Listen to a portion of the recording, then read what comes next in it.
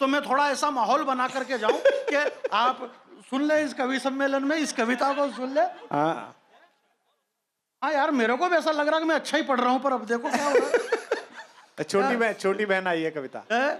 मेरी छोटी बहन वगैरह ये सब डॉक्टर साहब बता रहे थे कि एक तो सबसे ज्यादा झूठ ही यही बोला जा रहा है कि मेरी बहन बेटी और अतुल भैया इनके बहुत पुराने दोस्त हैं, छोटे भाई जैसे हैं। अब मैं तो ये झूठ आपको पता बोलता नहीं, मेरे कोई भाई बहन है नहीं, जबरदस्ती ने क्या मतलब यार, मेरे भाई बहन में ये कहाँ रहते हैं, ये कहाँ रहते हैं, मैं कहाँ रहता हूँ, ऐसे कैसे भाई बहन हो गए यार?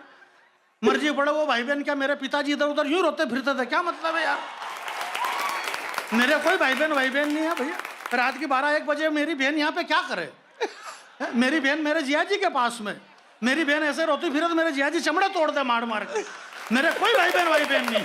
ये सारे बड़े कवि, आप इन बड़े कवियों को सुनेंगे।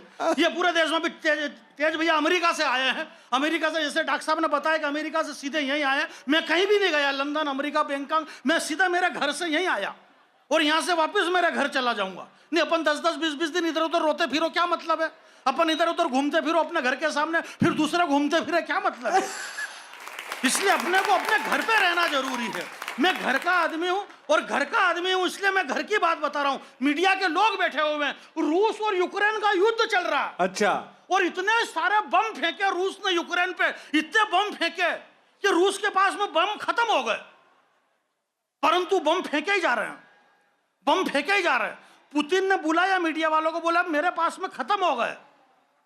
बोले तुम्हारे पास खत्म होने से हमें क्या फर्क पड़ रहा है? जब युद्ध शुरू हुआ था तब तुमने हमको बुलाया था क्या? बोले नहीं बुलाया था। बोले अब कोई मतलब नहीं, हम तब तक फेंकेंगे जब तक और कोई नया नहीं फेंके यहाँ पे। अच्छा। ये बम तो फेंका ही जाएगा हिंदुस्तान की धरती पे। अच्छा। हम यार एक आलिया भट्ट के ऊपर 20 दिन नहीं काट सकते हैं, इसलिए ये हमारी स्थिति है इस देश की। मध्य प्रदेश हो, राजस्थान हो, पूरा देश, बहुत विस्तृत देश, महान देश। इस महान देश की एक 4 मिनट की छोटी सी कविता मैं आपके बीच में पढ़ देता हूँ। पहली बार आप सुनेंगे इस कविता को, शायद पहली बार सुनेगा। जो लोग आ रहे हैं उनसे मेरा निवेदन है कि वो आ जाए, और अगर नहीं भी आए तो कोई फर्क नहीं पड़ रहा, बहुत सारे लोग आ चुके हैं। आ जाने। सुनिएगा भाई साहब, कविता मेरी ऐसा है कि रूस और यूक्रेन के युद्ध में एक नई कविता है, पहली बार आप सुनेंगे। मंच भी पहली बार सुनेगा, आशीष भी आप पहली बार सुनेंगे।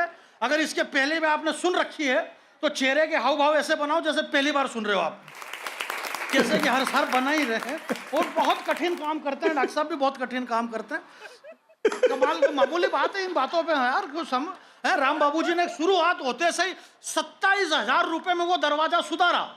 अब 2 साल कोरोना क्या आया, ये 9,000 में दरवाजा सुधरता था यहाँ पे इसी मंच पे, तो 9,000 से 27,000 तक पहुंचा है इस दरवाजा। तो ये हमारी प्रोग्रेस तो हुई है, बहुत प्रोग्रेस हुई है। इस प्रोग्रेस में मैं ये कह रहा हूं आपको कि ऊपर वालों नीचे बम फेंकते हो।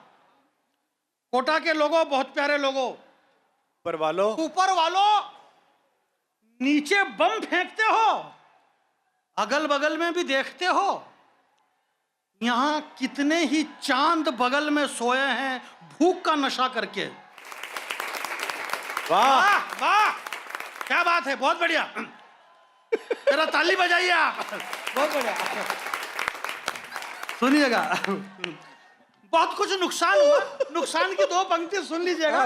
और मैं मेरा इस तरह से नुकसान नहीं कराना चाहता हूं, सिर्फ 2 पंक्ति में जगदीश सोलंकी जी के चरणों में कुमार सर और तेज भी, सिर्फ 2 पंक्ति। एक उद्योगपति ने कहा कि मेरा $50 करोड़ का नुकसान हुआ, एक उद्योगपति ने कहा कि मेरा 100 करोड़ का। मेरा छोटा सा नुकसान सुनिए 2 लाइन में। कि घर के कोने में एक ज्वार के दाने की टोकरी भरी हुई पड़ी है। दुनिया में इतने बड़े बम और इतना युद्ध हुआ, तो 2 लाइन सुन लीजिएगा। कविता बहुत बड़ी, सिर्फ 2 लाइन कि मेरा नुकसान क्या हुआ। घर के कोने में ज्वार के दाने की भरी हुई टोकरी भरी हुई पड़ी है, इसका भला मैं क्या करूं। मेरे आंगन की सारी चिड़िया मरी हुई पड़ी है। वाह, मेरे आंगन की सारी चिड़िया मरी हुई पड़ी है। बहुत बहुत धन्यवाद। एक बार पूरा सदन दोनों हाथ खड़े करे, अपने दोनों हाथ खड़े करके तालियां बजाए और इस बात को बताए कि आप मुझे बहुत अच्छे से सुन रहे थे, श्रद्धेय जानी बैरागी जी के सम्मान में।